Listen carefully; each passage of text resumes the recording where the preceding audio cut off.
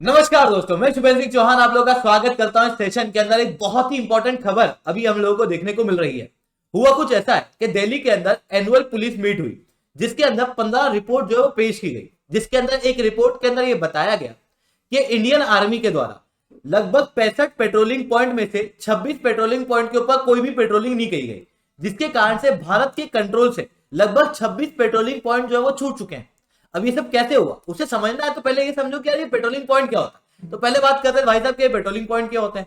तो देखो, patrolling point समझना है ना, तो लाइन ऑफ एक्चुअल कंट्रोल और लाइन ऑफ कंट्रोल के बीच में डिफरेंस समझना पड़ेगा। देखो, लाइन ऑफ कंट्रोल जो है वो पाकिस्तान के साथ में ये डिलीनिएटेड है, एग्रीड है, शिमला एग्रीमेंट में सब कुछ किया हुआ है। मतलब हम लोगों को पता है कि लाइन ऑफ कंट्रोल क्या है, पर हम लोगों को ये नहीं पता कि लाइन ऑफ एक्चुअल कंट्रोल क्या है, क्योंकि line of actual control China के साथ में है। ना तो ये डिलीनिएटेड है ना ये एग्रीड है। ऐसी कंडीशन में चाइना के क्लेम अलग है, भारत के क्लेम अलग है। दूसरा कि लाइन ऑफ कंट्रोल के ऊपर हमेशा हमारी आर्मी की प्रेजेंस रहती है, अलग अलग पोस्ट के फॉर्म में। ये पीछे वाली इमेज के अंदर आप देख सकते हो, ये लाइन ऑफ कंट्रोल के आसपास हमारे सैनिक हैं जो बंदूक हथियार लेके खड़े हुए, ताकि कोई लाइन ऑफ कंट्रोल जो है वो क्रॉस ना कर सके। पर जब आप चाइना को देखोगे तो चाइना के अंदर इस तरीके के कोई भी पोस्ट आपको देखने को नहीं मिलेंगे। यानी कि कोई भी ऐसे क्षेत्र नहीं है जो मैंड है जहां पर हमारे सैनिक खड़े हुए हथियार लेके। तो फिर हम लोग किसी क्षेत्र के ऊपर कैसे क्लेम करें, क्योंकि यहां पर कोई लाइन फिक्स पता नहीं है और हम लोगों ने कोई बंकर वगैरह वहां पे बनाए नहीं है। तो 1975 के अंदर चाइना स्टडी ग्रुप, जो कि भारत सरकार के अंडर में आता है, चाइना का मत समझ लेना, चाइना स्टडी ग्रुप भारत के अंदर ही एक इनफॉर्मल ग्रुप है भारत सरकार के अंदर। इसने भारत सरकार को एक रिकमेंडेशन दिया था। इसने कहा कि देखो, लाइन ऑफ कंट्रोल के ऊपर हम लोगों को कुछ पेट्रोलिंग पॉइंट बनाना चाहिए, ताकि हम लोग कुछ रीजन के ऊपर क्लेम कर सके कि ये क्षेत्र हमारे, क्योंकि यहाँ पे हम लोग पेट्रोल करते रहते हैं। ऐसी कंडीशन में भारत में कुछ पेट्रोलिंग पॉइंट बनाए गए। इन पेट्रोलिंग पॉइंट के ऊपर क्या होता है कि भारत की आर्मी और आईटीबीपी दोनों इन क्षेत्रों के अंदर जाके पेट्रोल करती है, अलग अलग फ्रिक्वेंसी में। कभी दिन में 2 बार कर देती है, तो कभी साल में 1 बार, डिपेंड करता है दिल्ली के ऊपर। दिल्ली सरकार जो कहेगी उस हिसाब से सब कुछ होता है।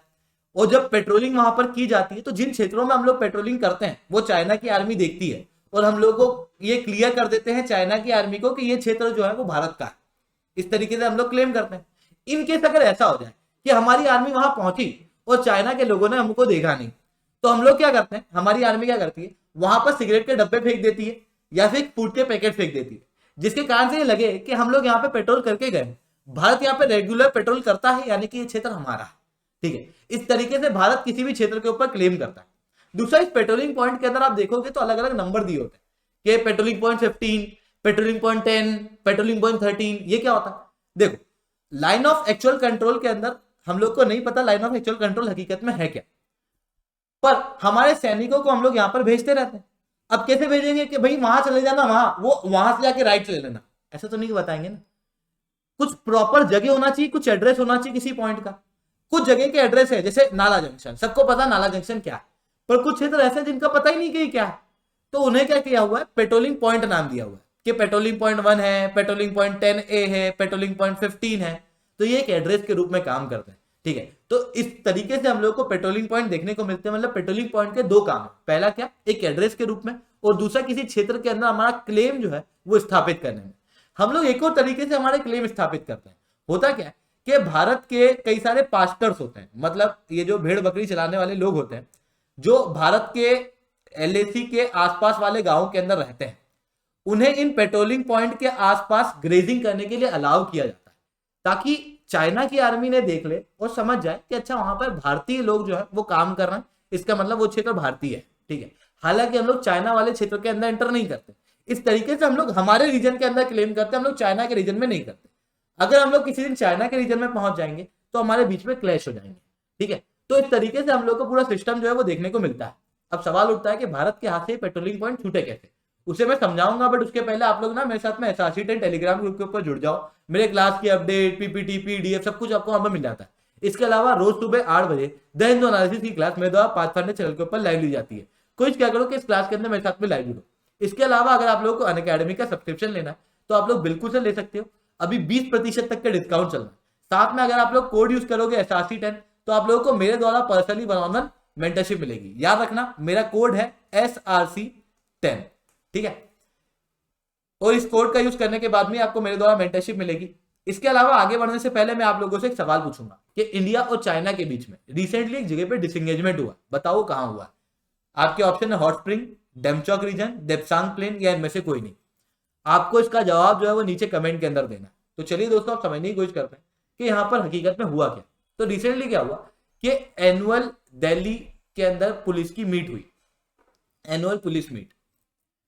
इस मीटिंग के अंदर 15 अलग अलग रिपोर्ट पुलिस के द्वारा पेश की गई।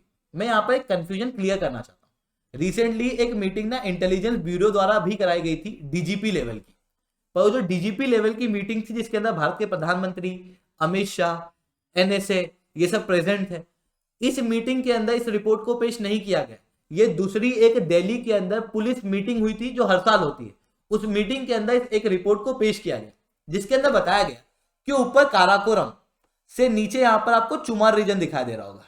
ये काराकोरम से चुमार रीजन के बीच में लगभग 65 पेट्रोलिंग पॉइंट भारत ने बनाए हुए हैं। इन पेट्रोलिंग पॉइंट के ऊपर जब से इंडिया और चाइना के बीच में स्टैंड ऑफ हुआ है, भारत की आर्मी ने प्ले सेफ अप्रोच अपनाना शुरू की है। अब ये प्ले सेफ अप्रोच क्या होता है कि पेट्रोलिंग पॉइंट के आसपास हम लोगों ने जाना कम कर दिया है या बंद कर दिया है, और उन पेट्रोलिंग पॉइंट को हम लोगों ने बफर जोन के रूप में यूज करना शुरू कर दिया। मतलब ये क्षेत्र ना हमारे ना चाइना के, उधर वाला क्षेत्र जो है वो चाइना का, और इस क्षेत्र के अंदर हमारी आर्मी जो है वो पेट्रोल करने नहीं जा रही है, बफर जोन के रूप में यूज होने लगी। दूसरा, इस तरीके के बंकर बना दिए गए बाहर की तरफ, ताकि जो हमारे पास्टर्स हैं जिनकी मदद से हम लोग किसी रीजन के अंदर क्लेम करते हैं, उन्हें भी उस क्षेत्र के अंदर ग्रेजिंग करने नहीं जाने दिया गया, जिसके कारण से यहाँ के जो चेक पॉइंट है वहां पर काफी समय से कोई पेट्रोलिंग नहीं हुई। अब जब पेट्रोलिंग नहीं हुई तो लगभग 30 ऐसे पेट्रोलिंग पॉइंट है जिनके ऊपर पेट्रोलिंग नहीं हुई, जिसके अंदर पेट्रोलिंग पॉइंट 15, 16 गोगरा रीजन है, पेट्रोलिंग पॉइंट 15, 16 और नॉर्थ बैंक पेंगोंगसो लेक का और कागजंग रेंग एरिया।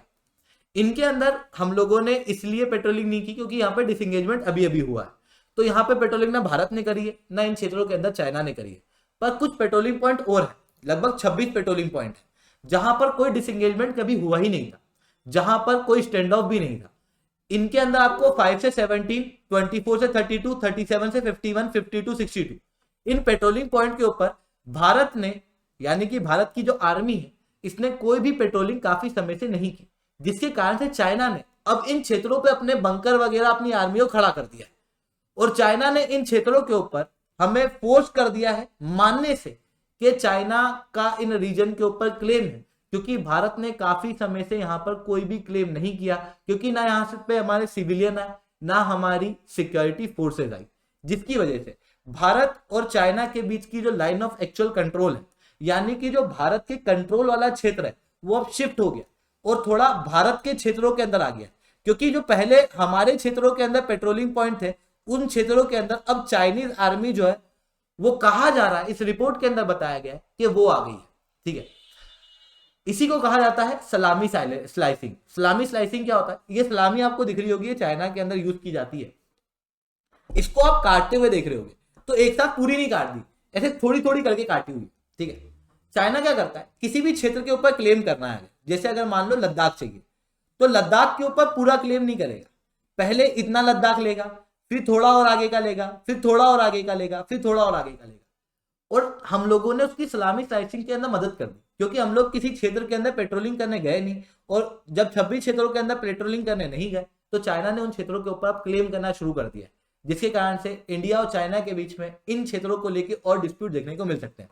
द हिंदू के अंदर इसका एक सेपरेट आर्टिकल आया था, और द हिंदू ने कुछ डिफेंस सोर्सेज से भी चीजों को कंफर्म करने की कोशिश की, जिसके बाद हम लोग को यह पता लगा कि डिफेंस का क्या कहना है। यहां पर डिफेंस ने यह बताया कि किसी भी पास्टोरल लैंड के ऊपर कोई भी कब्जा नहीं हुआ है। इवन हम लोग वहां पर फिजिकल पेट्रोलिंग नहीं कर रहे थे, तो हम लोगों ने टेक्निकल रूप से पेट्रोलिंग की हुई थी, क्योंकि हम लोगों ने उन क्षेत्रों के अंदर कैमरा वगैरह लगाए हुए थे, और कई सारे ग्रेजर को भी हम लोग प्रमोट कर रहे हैं, उन क्षेत्रों के अंदर जाने से हम लोग रोक नहीं रहे। हालांकि 4-5 महीने पहले एक रिपोर्ट आई थी जिसके अंदर कई सारे लद्दाख के ग्रेजर्स ने कहा था कि हम लोगों को रोका जा रहा है भारतीय आर्मी द्वारा ग्रेजिंग करवाने से।